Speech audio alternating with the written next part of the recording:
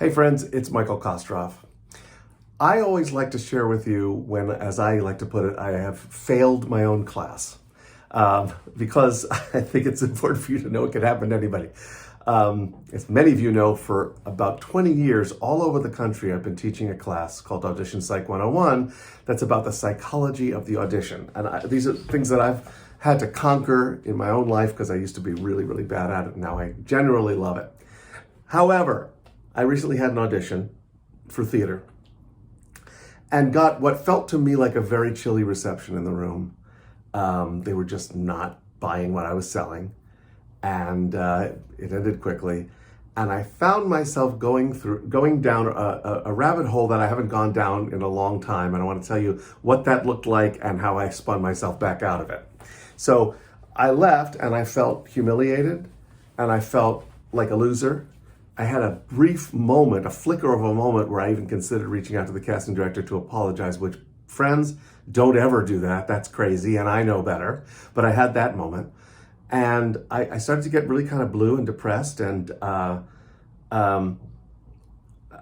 fortunately, logic is my friend, and I always remind myself that our perception of what happened, our interpretation of what happened, is just that.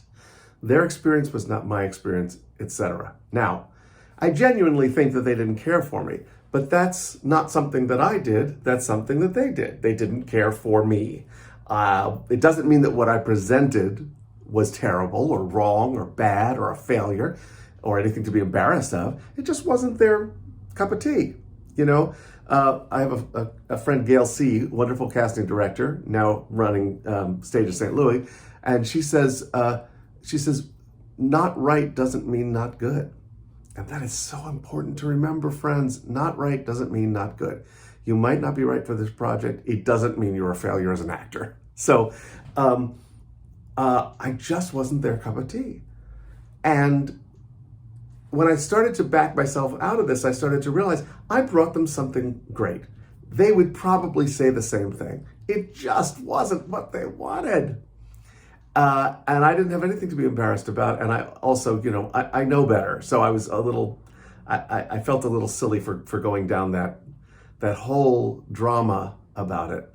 But the fact is, every time we audition, we help them choose. By presenting something, a choice that is not what they want, helps them find what they want. And I want to always think in terms of being of service in an audition, which I know is different than how most actors think, but believe me, it will take a lot of pressure off of you and make casting directors happy. I always say, take care of them, don't ask them to take care of you. That meeting is not about your need for a job, it's about their need to cast. And you're helping them regardless of whether you are the choice or not the choice, or possibly a choice or not at all a choice.